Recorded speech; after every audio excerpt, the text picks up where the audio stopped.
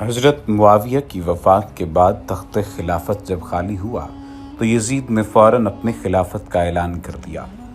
کیونکہ وہ پہلے سے ہی ولی عہد مقرر ہو چکا تھا، لہٰذا اس نے امام حسین علیہ السلام سے بھی اپنے ہاتھ پر بیعت کرنے کا مطالبہ کیا، لیکن امام حسین نے کسی کی پرواہ کیے بغیر اس بات کا سرعام اعلان کر دیا کہ یزید خلافت کا اہل نہیں ہے۔ آپ دیکھ رہے ہیں ڈیلی جمیل، اور آج کی اس ویڈیو میں شہادت حضرت امام حسین کے واقعے یا واقعہ کربلا پر روشنی ڈالی جائے گی۔ اگر آپ نے ابھی تک ہمارے چینل کو سبسکرائب نہیں کیا تو سبسکرپشن کا بٹن دبا کر سبسکرائب کرنا مت بھولیے۔ امام حسین نے کسی بات کی بھی پرواہ کیے بغیر، کسی شخص کی پرواہ کیے بغیر اس بات کا سرعام اعلان کر دیا کہ یزید خلافت کا اہل نہیں ہے، اس لیے اسے خلیفۃ المسلمین نہیں بنایا جا سکتا۔ یزید کو جب اس بات کا علم ہوا کہ امام حسین نے میری بیعت سے انکار کر دیا ہے تو اس نے والی مدینہ ولید بن عتبہ کو خط لکھا کہ وہ انہیں میری بیعت پر مجبور کرے اور ان کو اس معاملے میں مزید کسی قسم کی مہلت نہ دے۔ ولید کے پاس جب یہ خط پہنچا تو وہ فکر میں پڑ گیا کہ اس حکم کی تعمیل وہ کس طرح کرے۔ چنانچہ اس نے سابق والی مدینہ مروان بن حکم کو مشورے کے لیے بلایا۔ اس نے کہا کہ اگر امام حسین یزید کے ہاتھ پر بیعت کر لیں تو کچھ تو ہے، ورنہ ان کو یہیں پر قتل کر دیا جائے۔ نیز مروان نے امام حسین کے سامنے ولید سے کہا کہ ابھی امام حسین تمہارے ہاتھ میں ہیں، اس لیے ان سے درگزر نہ کرو، اگر یہ تمہارے ہاتھ سے نکل گئے تو پھر دوبارہ کبھی تمہارے ہاتھ نہیں آئیں گے۔ لیکن ولید ایک عافیت پسند شخص تھا، اس نے مروان کی بات کی پرواہ کیے بغیر امام حسین کے لیے راستہ کھول دیا اور وہ واپس چل پڑے۔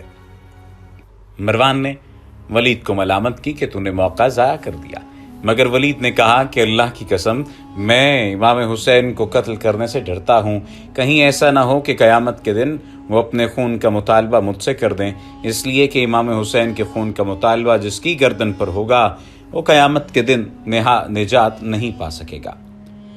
امام حسین اپنے اہل و عیال کو لے کر مدینہ منورہ سے نکل کر مکہ مکرمہ کی طرف چل دیے اور وہیں جا کر پناہ گزین ہوئے۔ یزید کو جب ولید کے افو درگزر کا علم ہوا تو اس نے انہیں مدینہ سے معزول کر دیا۔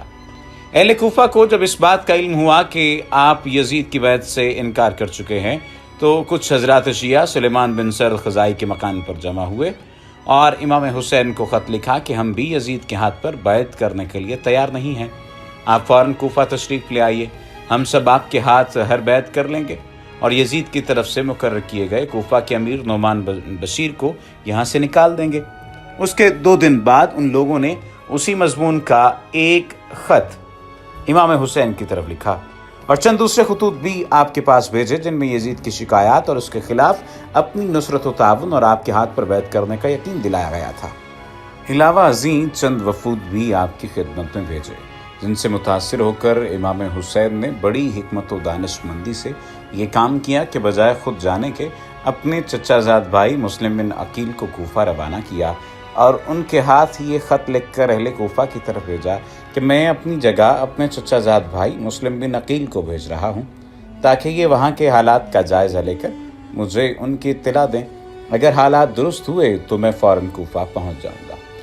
مسلم بن عقیل جب چند دن کوفہ میں گزارے تو انہیں اندازہ ہوا کہ یہ لوگ واقعتاً یزید کی بیعت سے متنفر اور امام حسین کی بیعت کے لیے بے چین ہیں، چنانچہ انہوں نے چند دنوں میں ہی اہل کوفہ سے 18,000 مسلمانوں کی امام حسین کے لیے بیعت کر لی اور حسب ہدایت حضرت حسین کو کوفہ آنے کی دعوت دی۔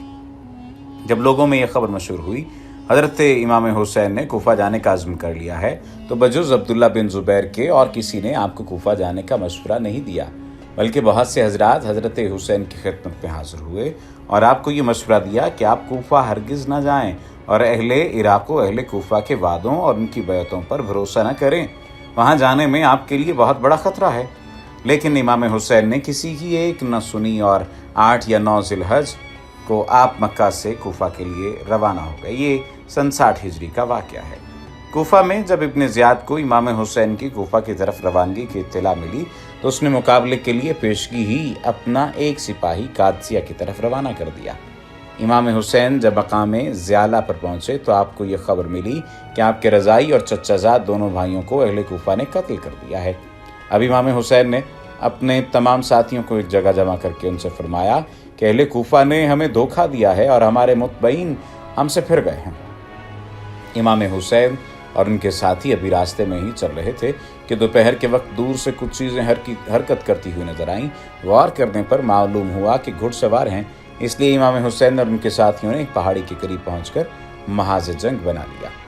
ابھی یہ حضرات محاذ کی تیاری میں مصروف ہی تھے کہ 1000 گھوڑ سواروں کی فوج حر بن یزید کی قیادت میں مقابلے پر آ گئی اور ان کے مقابلے کے لیے آ کر پڑاؤ ڈال دیا۔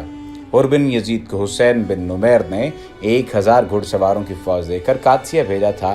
یہ اور اس کا لشکر آ کر امام حسین کے مقابل ٹھہر گئے۔ امام حسین نے حر بن یزید سے فرمایا تمہارا کیا ارادہ ہے؟ حر بن یزید نے کہا ہمارا ارادہ یہ ہے کہ ہم آپ کو ابن زیاد کے پاس پہنچا دیں۔ امام حسین نے فرمایا میں تمہارے ساتھ ہرگز نہیں جا سکتا۔ حر بن یزید نے کہا اللہ کی قسم پھر ہم بھی آپ کو یہاں تنہا نہیں چھوڑیں گے۔ حر بن یزید نے اعتراف حق کیا۔ اس کے بعد حر بن یزید نے کہا مجھے آپ سے قتال کرنے کا حکم نہیں دیا گیا، بلکہ حکم یہ ہے کہ میں آپ سے اس وقت تک جدا نہ ہوں جب تک کہ آپ کو ابن زیاد کے پاس کوفہ نہ پہنچا دوں۔ اس لیے آپ کوئی ایسا راستہ اختیار کریں جو نہ کوفہ جائے اور نہ مدینہ، یہاں تک کہ میں ابن زیاد کو خط لکھوں اور آپ بھی یزید یا ابن زیاد کو خط لکھیں۔ شاید اللہ تعالیٰ میرے لیے کوئی مخلص پیدا فرما دیں اور میں آپ کے ساتھ مقابلہ کرنے اور آپ کو ایذا پہنچانے سے کسی طرح بچ جاؤں۔ امام حسین نے عزیب اور قادسیہ کے راستے سے بائیں جانب چلنا شروع کر دیا اور حر بن یزید بھی اپنے لشکر سمیت ان کے ساتھ چلتا رہا۔ یہ واقعات تاریخ الامم والملوک میں صفحہ نمبر 260 پر درج ہیں۔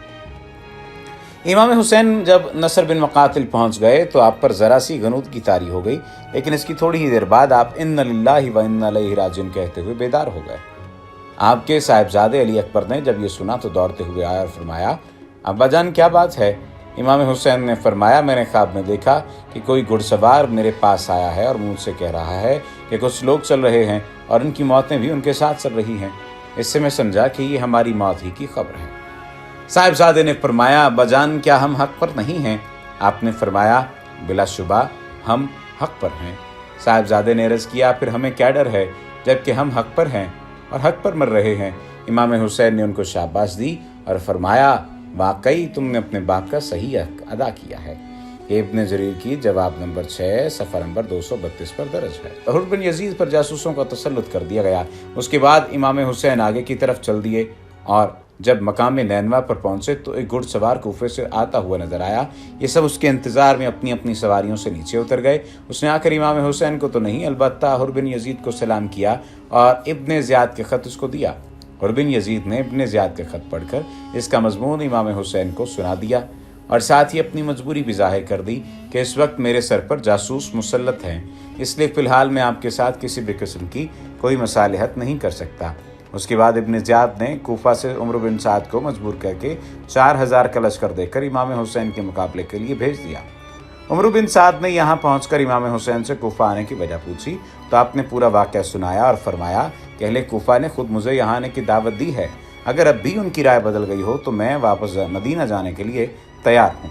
عمر بن سعد نے اسی مضمون کا ایک خط لکھ کر ابن زیاد کی طرف لکھا کہ امام حسین واپس جانے کے لیے تیار ہیں۔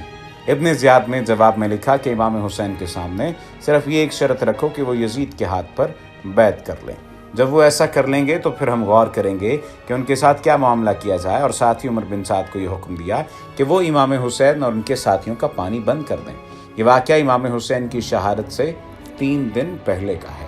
چنانچہ عمر بن سعد نے ان کا پانی بالکل بند کر دیا، یہاں تک کہ جب یہ سب حضرات پیاس کی شدت سے پریشان ہوئے تو امام حسین نے اپنے بھائی عباس بن علی کو 30 گھڑ سواروں اور 30 پیادہ پاؤں کے ساتھ پانی لانے کے لیے بھیج دیا۔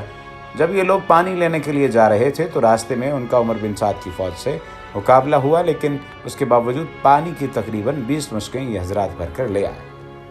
اس کے بعد امام حسین نے عمر بن سعد کے پاس پیغام بھیجا کہ حضرات کو ہماری ملاقات ایک دوسرے کے لشکروں کے ساتھ ہونی چاہیے تاکہ ہم سب بالمشافہ ایک دوسرے کے ساتھ گفتگو کر سکیں۔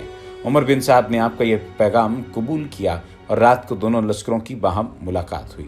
ملاقات میں امام حسین نے اپنے متعلقہ عمر بن سعد کے سامنے 3 شرطیں رکھیں۔ یہ 3 شرطیں کیا تھیں؟ ان 3 شرطوں کا ماخذ کیا تھا اور بنیادی طور پر اس کا مطلب کیا تھا، یہ آپ کو آئندہ آنے والی ویڈیو میں بتایا جائے گا، اور اس کے ساتھ ساتھ آپ کو یہ بھی بتایا جائے گا کہ تمام تر معاملہ کیسے طے ہوا۔ لیکن اگر آپ نے ابھی تک ہمارے چینل کو سبسکرائب نہیں کیا تو ڈیلی جمیل کو سبسکرائب کر لیجیے۔